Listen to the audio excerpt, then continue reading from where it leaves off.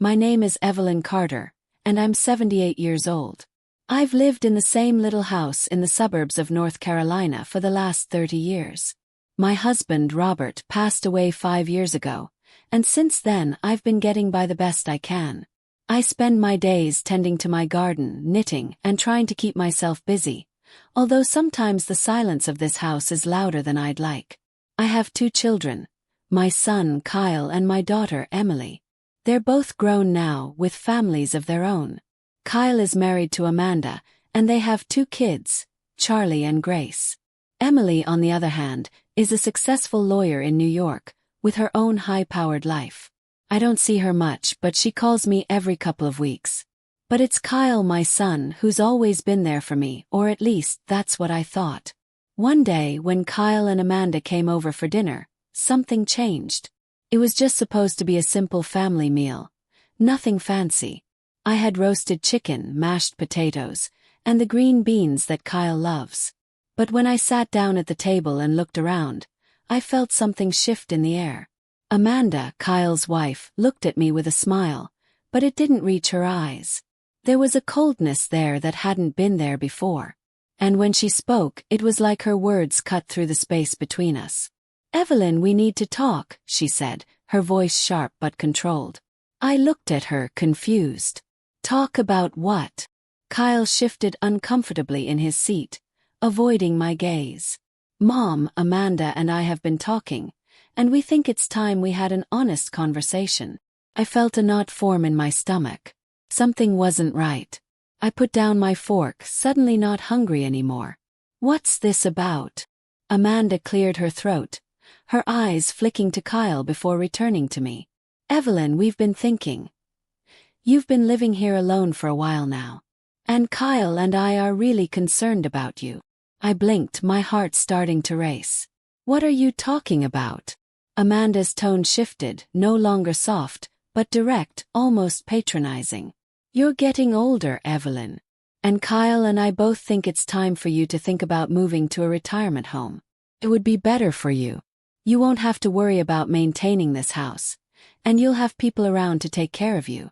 You're becoming a burden, and we don't want you to be alone when—" The word burden hit me like a slap. I felt my face go cold. My hands, which had been resting on the table, began to tremble. I stared at Amanda, then at Kyle, who looked anywhere but at me. "A burden," I whispered, my voice thick with disbelief. Kyle opened his mouth to say something, but Amanda cut him off. "It's not just that, Evelyn. You need help. You can't keep going like this, living on your own. It's not safe and we're worried. We just want what's best for you." I wanted to scream, to demand that they take it back, but the words wouldn't come. I couldn't believe it. My son, the one who I had taken care of all these years, the one I'd put through school, helped get married, helped raise his children, was telling me I was a burden. The silence in the room was deafening. My hands tightened into fists, my nails digging into my palms. I had spent so many years putting my family first, and now I was being told that I was just something to be dealt with. "I'm not a burden," I finally managed to say, my voice shaking. "I've been doing just fine, thank you very much. I don't need a retirement home. I don't need anyone's pity." But Amanda wasn't done. "Evelyn, you're not getting any younger. You don't realize how difficult it is to look after you from a distance. We've tried, we've talked about it, and we think this is the best decision." "Best for you," I shot back, the anger rising in my chest. "Not for me." I looked at Kyle then, my son, the one who should have stood up for me, the one who should have defended me. But instead, he just sat there, avoiding my gaze, his hands folded tightly in his lap. I stood up, my chair scraping loudly against the floor. "You both can leave," I said, my voice tight with emotion. "I won't be talked to like this in my own home." Kyle stood up slowly, his face flushed with guilt, but still he said nothing. Amanda stood with him, her eyes cold. "We're just trying to help, Evelyn," Amanda said as she walked toward the door. "We want what's best for you. Please just think about it." I stood there, motionless, as they left the house, the door slamming behind them. The silence that followed was suffocating, as if the world had closed in on me. I was alone. Not just in the house but in my heart. I had spent my whole life being the strong one, taking care of my family. And now I was being treated like I was nothing more than an inconvenience. Burden. I couldn't believe it. And in that moment I made a decision. I wasn't going to let them define me. I wasn't going to let anyone make me feel small, no matter what age I was. The next steps wouldn't be easy, but they would be mine. The following days were a blur of confusion, anger, and hurt. I couldn't shake the conversation with Amanda, the way she had so easily dismissed me, as though I were just an old woman waiting to be packed away like an old coat. It wasn't just the words she said, it was the way she said them, the coldness in her voice that made me feel invisible, irrelevant. It wasn't the first time I had felt this way, but it was the first time my son had ever let it happen. Kyle hadn't even stood up for me. He had just sat there, his eyes downcast, too afraid to say anything. I didn't understand. He was the one I had been there for. I had held his hand through his childhood, supported him through his troubles, been there through every milestone. And now, when I needed him the most, he let his wife call me a burden without a word of protest. I felt the loneliness sink deep into my bones. It wasn't just the physical loneliness of the house. It was the emotional isolation that had crept into my life over the past few years.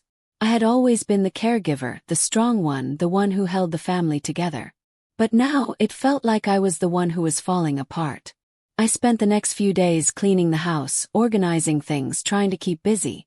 The smell of fresh linens and polish filled the air, but none of it could clear the heaviness in my heart. I had always prided myself on being independent, but now it felt like that independence had turned against me. I tried calling Kyle, hoping for some reassurance, some sign that he still cared, still saw me as his mother. But every time he didn't answer. I tried Amanda too. Her phone went straight to voicemail, and it felt like a slap in the face. It wasn't just their words that had hurt me, it was their silence. The fact that they couldn't even bother to hear me out, to acknowledge my feelings. It was the silence that cut the deepest. One afternoon I went to the local park to clear my mind. I sat on a bench, watching the families walk by, the mothers pushing strollers, the children playing. It reminded me of the days when my own children had been small, when the world was so much simpler. I used to love taking them to the park, watching them play, listening to their laughter. But those days felt so distant now. As I sat there, I noticed an elderly woman walking by, hunched over, her cane tapping gently against the pavement. Her face was lined with years of experience, just like mine, and yet there was something in the way she walked that made her seem strong, unyielding. I stood up, my curiosity getting the better of me. "Excuse me," I called out. "How are you doing?" She turned, smiling warmly. "I'm good, dear. Just taking a walk, getting some air. I do it every afternoon." I smiled back, appreciating the kindness in her voice. "I'm Evelyn," I said, offering my hand. She shook it firmly. "Martha," she replied. "Nice to meet you, Evelyn. You look like you've got something on your mind." I hesitated, then decided to be honest. "It's my son and his wife. They've been telling me I'm a burden. I'm getting older, yes, but it's like they think I'm just waiting to be put away." Martha nodded sympathetically. "Ah yes, I know that feeling all too well. My daughter tried to do the same thing with me a while ago. Told me I needed to go to a home. I refused. I was taken aback. But I paused, trying to find the right words. "How do you handle it? How did you stand your ground?" Martha smiled, a knowing glint in her eyes. "I decided that no one, no matter who they were, was going to define my worth. Not my daughter, not anyone. I've lived a long life, and I'll be damned if I let anyone tell me I'm done living it." I let her words sink in. For the first time in days, I felt a spark of something inside me, something I hadn't realized I had been missing. "I didn't want to go to that place they suggested either," she continued. "And do you know why? Because I'm not ready to give up on life. I'm not ready to be told I don't have a purpose. And neither are you, Evelyn. You've got so much left to give. The world isn't finished with you yet." Her words hit me like a wave. I wasn't finished. I had spent so many years taking care of everyone else, giving all of myself to my family, that I had forgotten about me. I had forgotten that I, too, had dreams, hopes, and a future worth living for. "Thank you," I said softly, my voice shaking. I needed to hear that. Martha patted my hand gently. "Don't thank me. Just remember, being older doesn't mean you're done. It just means you've got more wisdom to offer. And more life to live. Don't let anyone make you feel small, not even your own family." I smiled through the tears that were welling up in my eyes. For the first time in a long while, I felt like I had regained some of the strength I had lost. That night after dinner, I called Kyle again. This time I left a message. I wasn't sure if he would listen, but I was no longer afraid of being ignored. "I'm not a burden, Kyle," I said into the voicemail, my voice calm but firm. "I'm your mother, and I've always done my best for you. If you can't see that, if you can't respect that, then I'll have to accept that. But I'm not going to sit here and let you push me aside. I have more to offer than you realize." I ended the message, feeling a sense of resolve settle in my chest. No matter what happened next, I knew I had to stand up for myself. I wasn't done yet. The days after I left that voicemail felt like a turning point, but not in the way I had hoped. I expected Kyle to call, to apologize, to try to explain himself. But the phone never rang. Days turned into weeks and still nothing. It was painful, that silence. But it also pushed me further into a place I hadn't been in a long time. Myself. For the first time in years, I began to think about my own needs. I had spent so long being a mother, a caretaker, a wife, never really considering what Evelyn wanted, what Evelyn needed. The world had always been about everyone else. But now the silence gave me room to think. Room to breathe.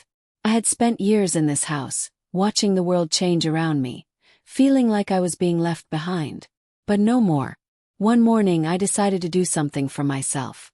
I got in the car and drove to a local bookstore I had always wanted to visit but had never found the time for. The sun was bright, the air crisp, and as I walked into the store, I felt a small surge of excitement, something I hadn't felt in a long time. The smell of books, the quiet hum of people leafing through pages, and the warm light filtering through the windows felt like a breath of fresh air. I wandered through the aisles, letting my fingers graze the spines of books. There was so much to discover, so much I had never allowed myself to experience. I walked out with 3 books, 2 on gardening, a passion of mine, and a novel by a writer I'd always wanted to read but had never had the time to explore. I sat in my car and smiled, realizing I hadn't done anything for myself like that in years. It was liberating. That night, I sat in my favorite armchair, the soft glow of the lamp casting shadows across the room as I flipped through the pages of the book. For the first time in a while, I felt at peace. It was a small victory, but it was mine. The next week, I signed up for a local community class. Pottery. I had always been intrigued by it but had never pursued it. Thought, why not now? I wasn't too old to try something new. The first class was nerve-wracking, but I felt a sense of excitement I hadn't felt in years. My hands, covered in clay, shaped something that was entirely mine. No one else could take it from me. No one could tell me it wasn't worth doing. As the weeks passed, I found myself looking forward to the pottery classes. I made friends with some of the other women, all of whom were older than I was, but in the best way. They were full of life, vibrant, and happy to be doing something for themselves. I learned more than just pottery. I learned that I wasn't the only one who had spent years putting others first. It was a slow process, but with each passing day, I felt myself becoming stronger. The small steps toward reclaiming my independence built up into something more. I started taking better care of myself, not just physically but emotionally. I spoke up for myself more, told people what I wanted, and stopped apologizing for existing. I stopped waiting for Kyle's apology. I had tried for so long to keep the peace, to be the mother, the wife, the grandmother. But I couldn't do it anymore. I couldn't keep putting myself last. Then one day after class, I received a message from Emily, my daughter, the one who lived in New York. She had been busy with her life, but we talked regularly, and I had mentioned some of my new activities in our last conversation. "Mom, I've been thinking a lot," Emily said. I know things have been rough between you and Kyle. But you've always been there for us, and I think it's time you stopped apologizing for your feelings. You're not a burden. You're not weak. I'm so proud of you for doing what you've done. I've been thinking maybe I should come home and help you more. I put the phone down for a moment, letting her words sink in. Emily had always been a bit distant, focused on her career, but hearing her say that, it felt like I had won a small battle.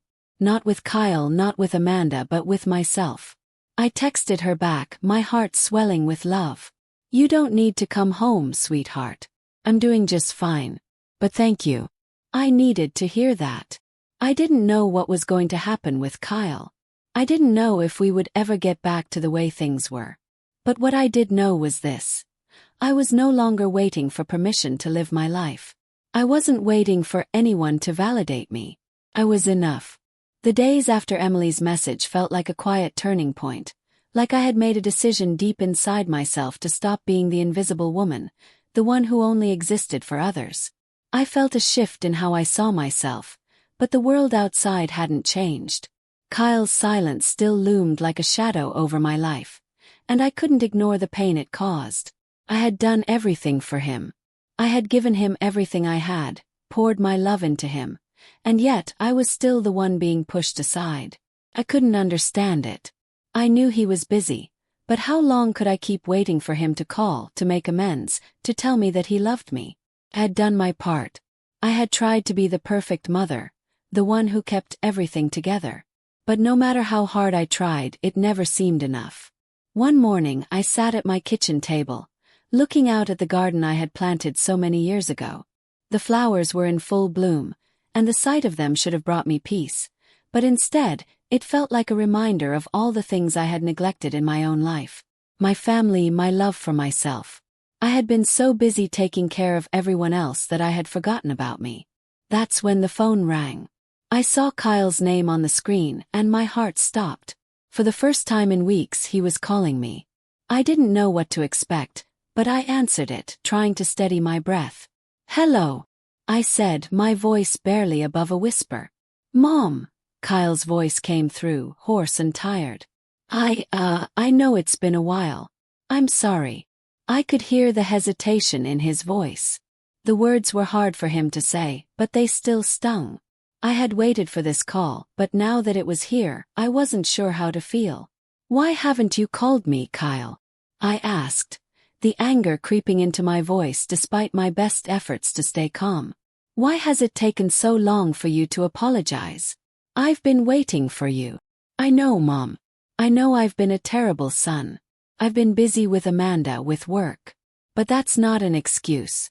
I shouldn't have let things go on like this. I'm sorry for what I said, for making you feel like a burden. You're not. I felt a wave of emotion rise in my chest, but I didn't know what to do with it. He had apologized, but it wasn't the apology I had wanted. It wasn't the why that I needed to hear. Sorry isn't enough, I said, my voice trembling. You can't just call and say sorry, Kyle. Doesn't undo what you said. Doesn't undo how you made me feel. I've been nothing but a good mother to you, and now I'm supposed to forget that you told me I was a burden. I felt the tears start to well up in my eyes, but I didn't let them fall. I had cried too many tears over the years. Too many wasted moments of feeling invisible. I didn't mean it like that, Mom, he said quickly. I was frustrated. But I know that's not an excuse. I've been so focused on Amanda, on everything going on in my life that I stopped seeing you. Stopped seeing how much you've done for me. You're not a burden. You've always been there for me, and I should have been there for you. I took a deep breath, feeling the weight of his words sink in. They were hollow though, just words. And words couldn't fix the damage that had been done. You don't get to decide that, Kyle, I said softly. You don't get to tell me I'm a burden and then decide I'm not.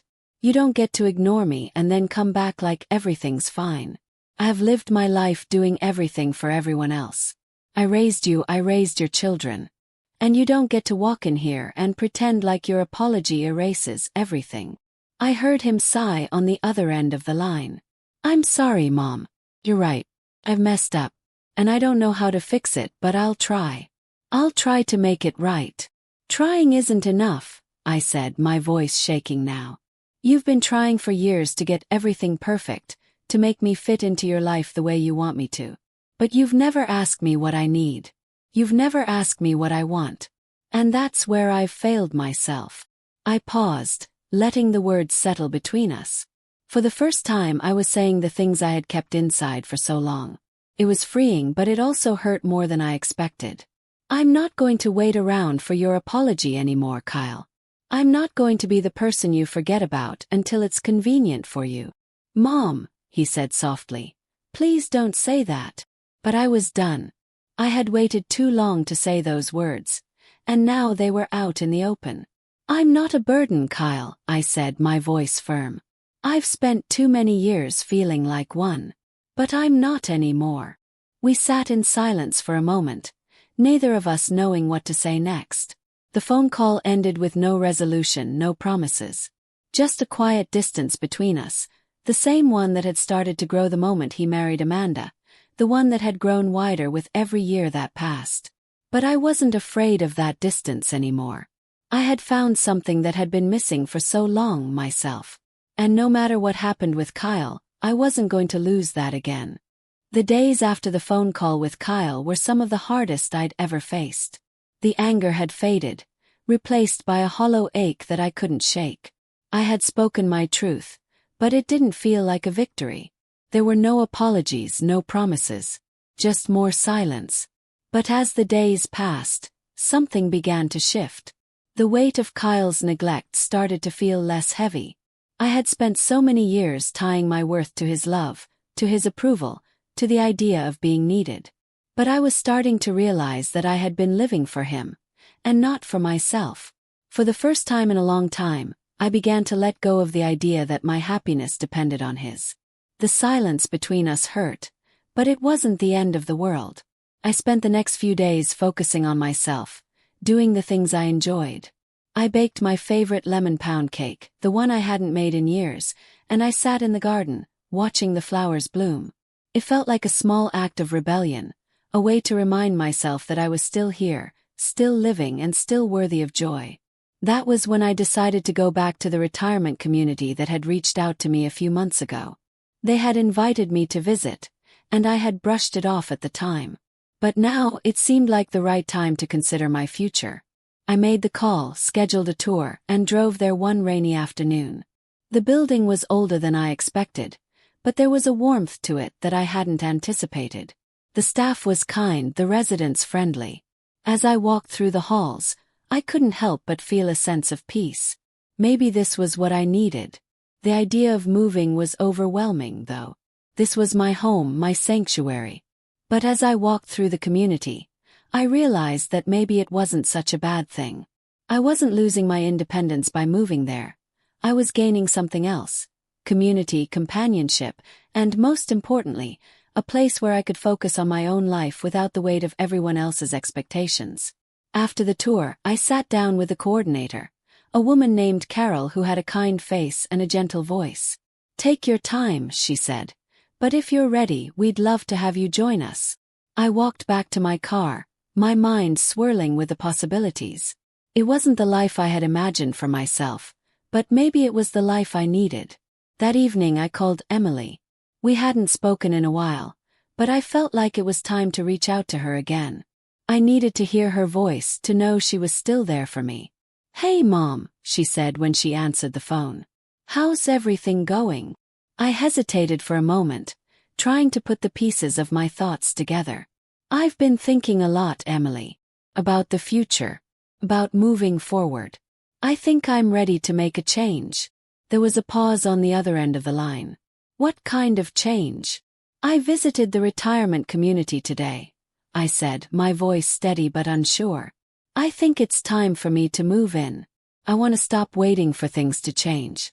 I want to do this for me." I could hear the surprise in Emily's voice, but she didn't question me. "Mom, I think that sounds like a great idea.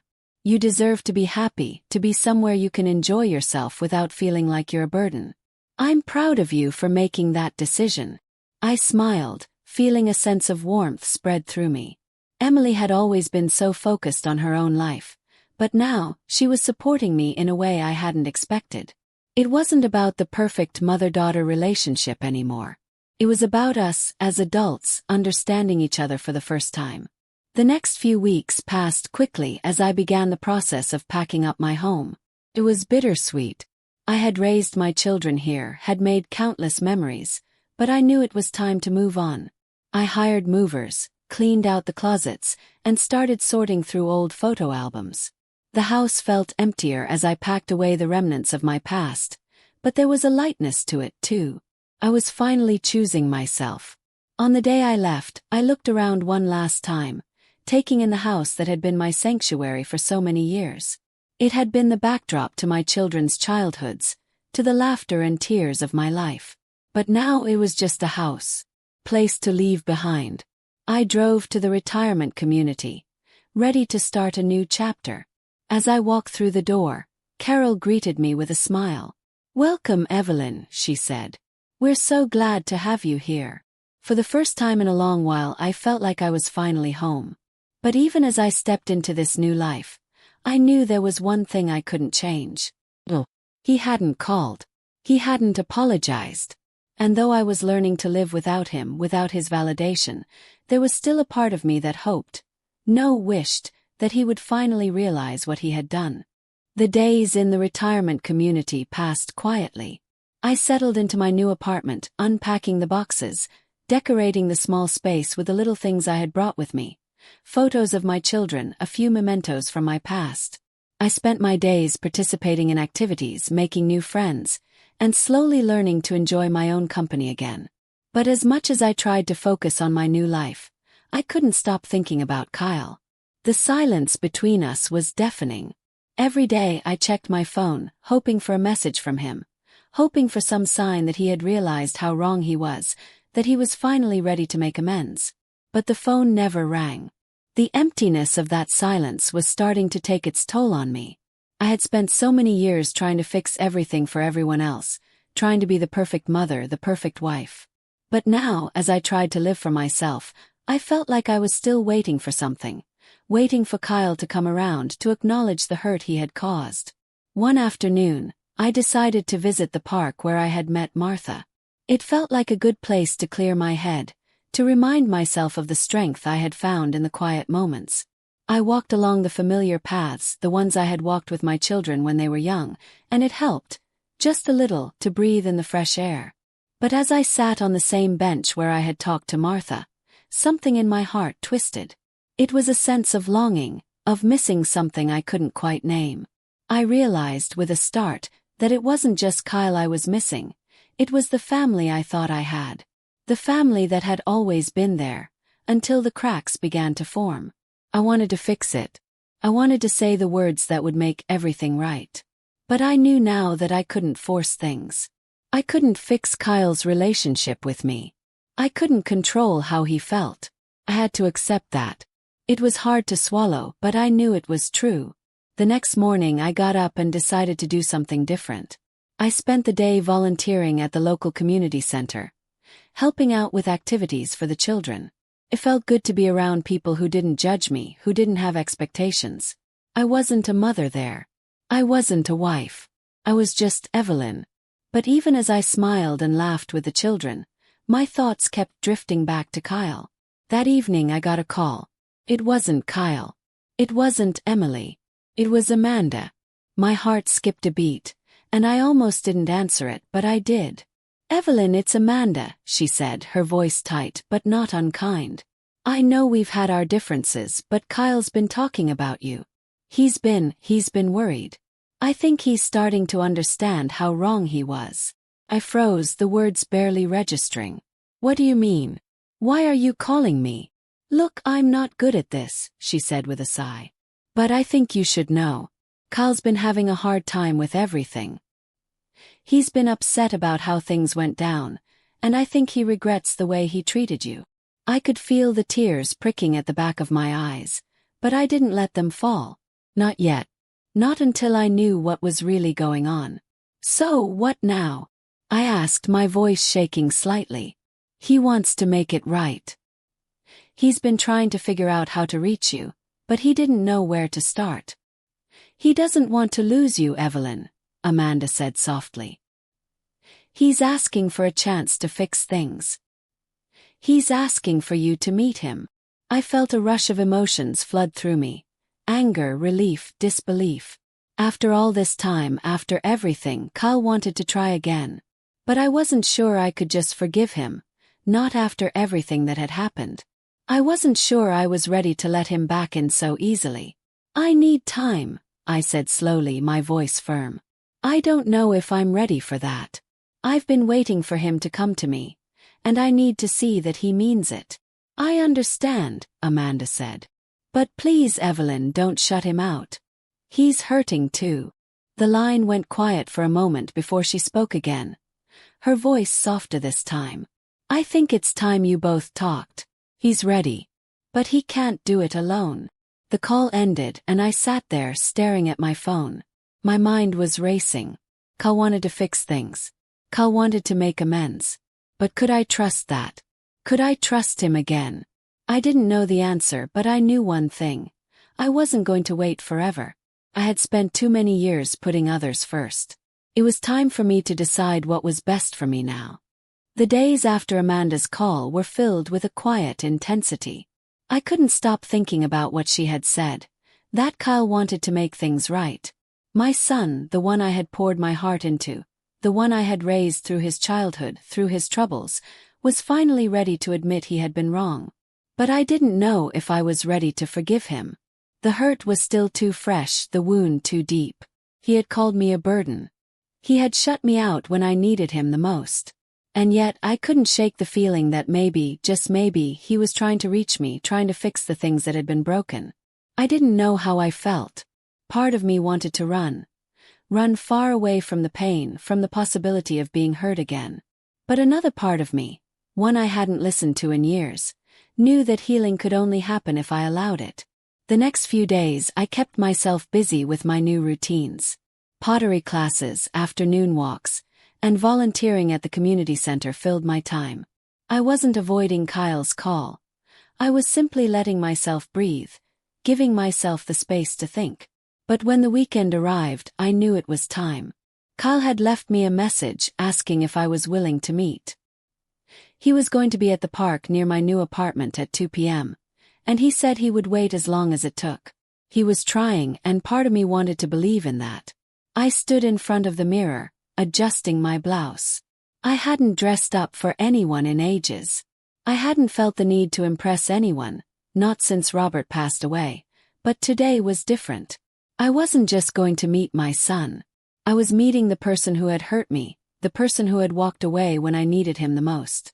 The drive to the park felt like the longest of my life. I couldn't help but replay everything that had happened. The phone call, the empty months of silence, and finally, the apology that had come so late. My thoughts swirled, trying to make sense of the emotions that were flooding me. When I arrived at the park, I saw him right away. Kyle was sitting on a bench under a large oak tree, his head down, his hands fidgeting in his lap. He looked smaller somehow, older than I remembered, like the weight of everything was wearing him down. He didn't see me at first, so I stood there for a moment just watching him. It wasn't until I took a step forward that he looked up, his eyes widening when he saw me. For a second, neither of us moved. I could see the conflict in his face. Relief, guilt, fear. I took a deep breath and walked toward him. "Kyle," I said, my voice shaking but steady. "Mom," he whispered, standing up slowly. His eyes were red-rimmed, his face tense. "I didn't know if you would come." I nodded, my hands clasped tightly in front of me. "You said you wanted to talk." He cleared his throat, taking a step closer. "I do. I don't know where to start. I've thought about this day for so long. And I've never been good at saying the right things, but I need you to know that I'm sorry. For everything. For not being there when you needed me. For treating you like you didn't matter." My heart twisted as the words came out, but I held my ground. "I can't just forget what you said, Kyle. You called me a burden. Do you know how that felt? I've spent my whole life giving to this family, trying to make sure you had everything you needed. And then when I needed you, you just left. I know, he said, his voice breaking. And I'll never forgive myself for that. But the truth is, I was scared. I thought that if I stayed close to you, if I let you see what was happening in my life, it would disappoint you. I didn't want to disappoint you, Mom. I've always felt like I had to be perfect for you. And when I couldn't be, I just shut you out. His words hit me like a wave, but I didn't let myself fall apart. This was the moment. This was the point where I could either let the past go or keep holding on to the hurt. Scared. I repeated, my voice soft. Kyle, I've been scared too. I've been scared of losing you, of watching you drift away and not knowing how to fix it. But I didn't shut you out. I didn't walk away from you. I didn't give up on you. I'm sorry, Mom, he whispered, his eyes full of regret. I don't know how to make it right, but I want to try. I want to do better. I don't want to lose you again. The silence that followed was thick with emotion. I could see the pain in his eyes, the weight of what he had done, but also the sincerity in his words. He was trying. And for the first time in a long while, I believed him. I took a deep breath, steadying myself. I don't know if I can forgive you right now, Kyle. But I want to try. I want to find a way to heal, to rebuild. But it's going to take time. He nodded eagerly, his face lighting up with hope. I understand, Mom. I'll do whatever it takes. We'll do it together. I felt the tension in my chest begin to ease. It wasn't perfect. It wasn't the reunion I had imagined in my mind for all these years, but it was a start. Chance to rebuild. Chance to heal. As we sat down together on the bench, the weight of the past 5 years slowly began to lift. It wasn't gone, not yet, but it was a beginning, a crack in the wall that had stood between us. It's been 3 weeks since I met with Kyle at the park. 3 weeks since we had that raw conversation that was long overdue. And though the wounds weren't healed, something inside me started to shift. The past hadn't vanished, and the damage wasn't forgotten, but Kyle's effort to reach out, to apologize, was something I couldn't just ignore. We've been talking more since that day. It's not easy, nothing about this is. There are moments when I still feel like I'm holding my breath, waiting for the other shoe to drop. But slowly, I've begun to open up to the idea of forgiveness. I'm not there yet. I'm not ready to pretend everything is fine, but I am willing to let Kyle in again. We started small. Phone calls. He would call to check in on me. Sometimes I'd answer, sometimes I wouldn't. At first, I couldn't bring myself to be fully open. The hurt still lingered, and the silence that followed his departure was far louder than the words he spoke now. But slowly it got easier.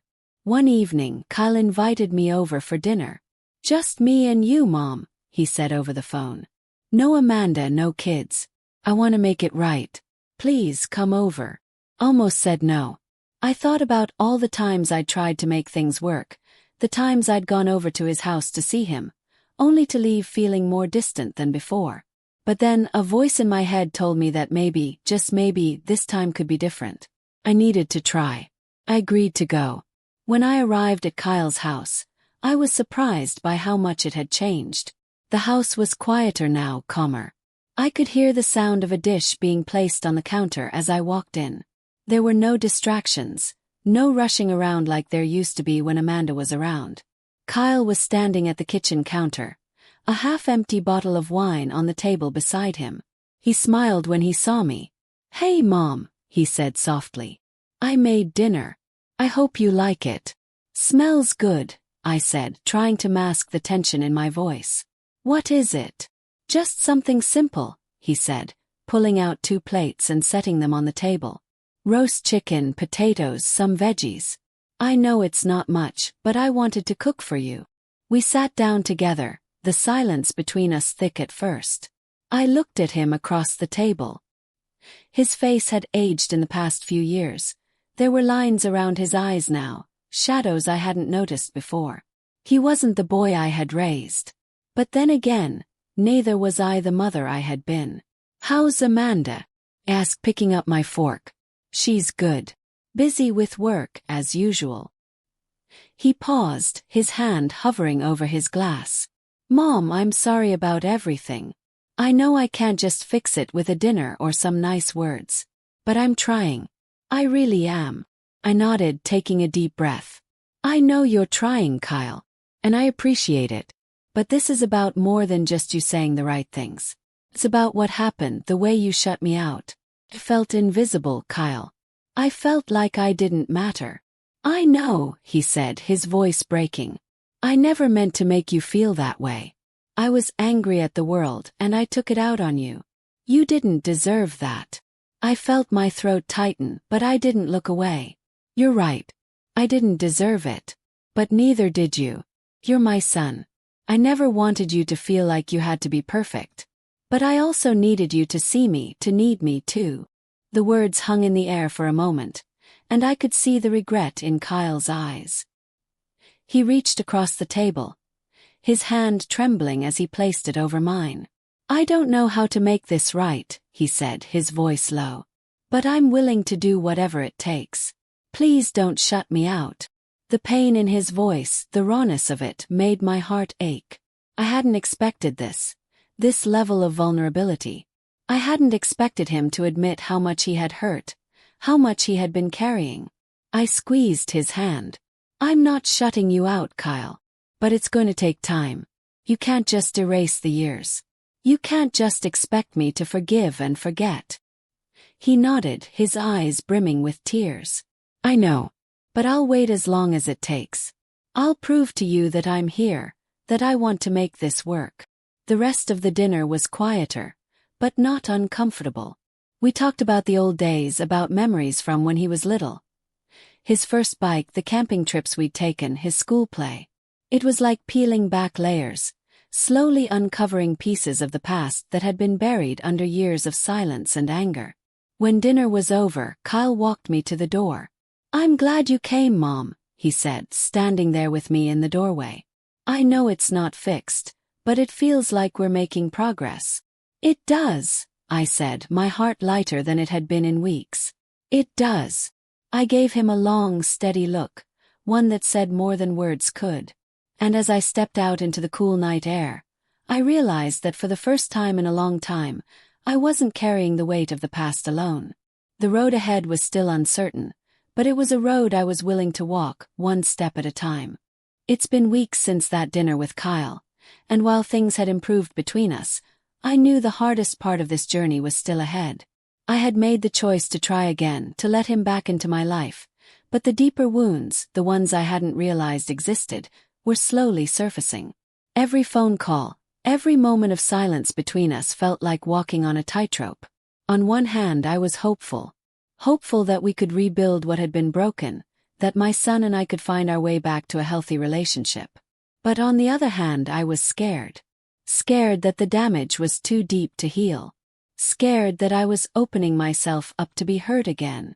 One evening, after a quiet day spent reading in my new apartment, the phone rang. It was Kyle. Hey, Mom, he said, his voice warm, but I could tell something was off. Hi, Kyle, I replied, a little hesitant. What's going on? I need to talk to you about something, he said, his voice dropping. It's about Amanda. A knot formed in my stomach. What's happened? Is everything okay? Kyle hesitated, and for the first time in weeks, there was a pause between us, a silence that spoke volumes. I've been thinking a lot about you and me, and about everything that's happened, he began. I'm sorry, Mom, I really am. I don't want to hurt you anymore. But I think it's time for me to be honest with you about something. I sat down, the tension rising in my chest. What do you mean, Kyle? I know you've been trying to rebuild our relationship, and I appreciate it. But Amanda and I, well, things haven't been great between us. We've been having issues, and I've been pulling away from you because of it. I felt the cold sting of his words. What do you mean, pulling away? We've been arguing more, and I think it's been affecting how I see things, how I see you. I've been so focused on trying to make things work with Amanda that I didn't realize how much I've been pushing you away. I closed my eyes, trying to absorb what he was saying. The guilt in his voice was palpable, but I wasn't sure what to feel anymore.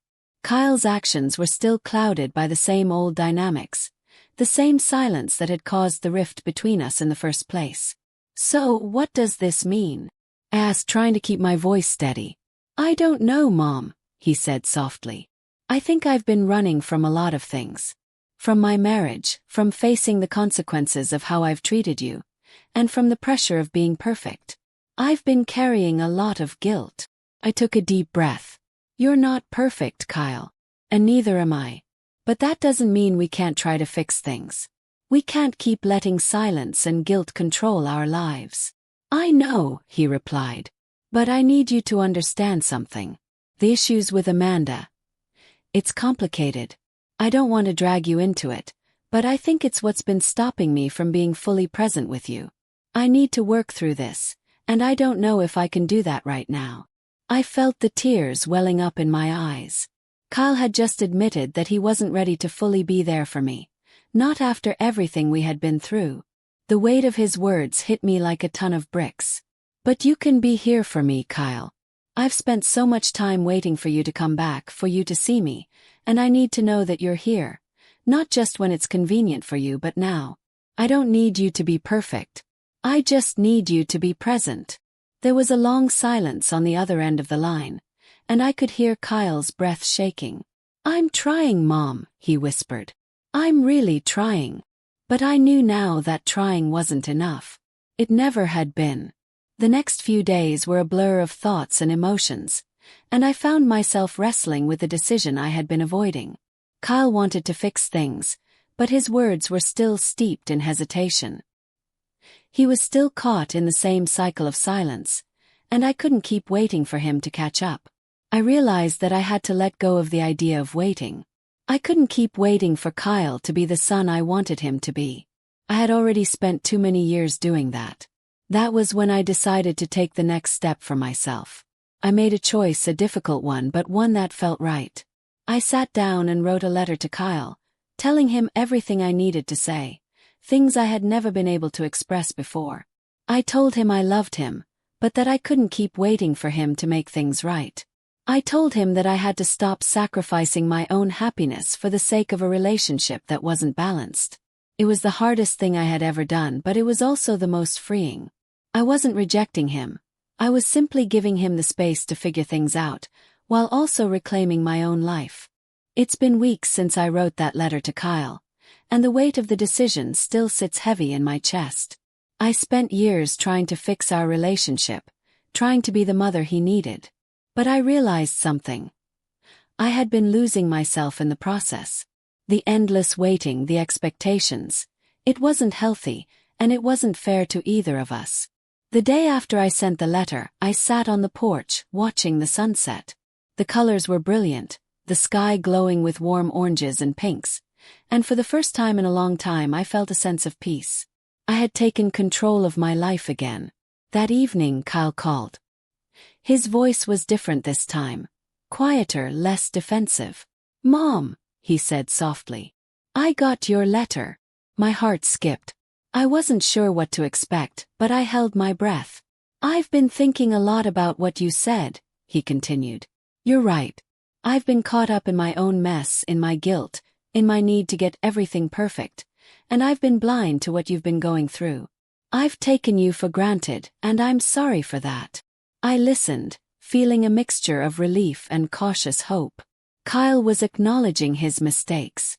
He was seeing things from my perspective for the first time in years. But it didn't change everything. "I don't know where we go from here," he said quietly. "But I want to try. I want to do better, Mom." I smiled, the tears coming unbidden. "I don't expect perfection, Kyle. I just want you to be real. I want us to be real with each other. And I'm here, ready to move forward with you." There was silence between us, but it wasn't the kind of silence that had filled the space before. This was a silence full of understanding, of hope for what was still to come. "I'll be here," I said, my voice steady. "But I can't keep holding on to the past. We both need to let go of it, and find a new way forward." "I'm ready," he replied. "I really am." I hung up the phone, feeling like a weight had been lifted from my shoulders. The road ahead wasn't going to be easy, but it was a road I was ready to walk. Kyle was still my son, and I was still his mother. Our relationship had been broken, but there was still time to rebuild it, piece by piece. And as for me, I wasn't waiting around anymore. I was living for me. I've learned so much over the past few months about myself, about forgiveness, about what it means to love without losing yourself. I'm not the same woman I was when I started this journey. I'm stronger now, more confident in my ability to move forward. I'm no longer waiting for others to give me permission to live my life. I've taken that power back. The healing has only just begun, and I'm embracing it. Thank you for being with me on this journey. If you've enjoyed this story, please like this video, share your thoughts in the comments, and subscribe to my channel for more stories of growth, love, and new beginnings. The next chapter of life is just beginning.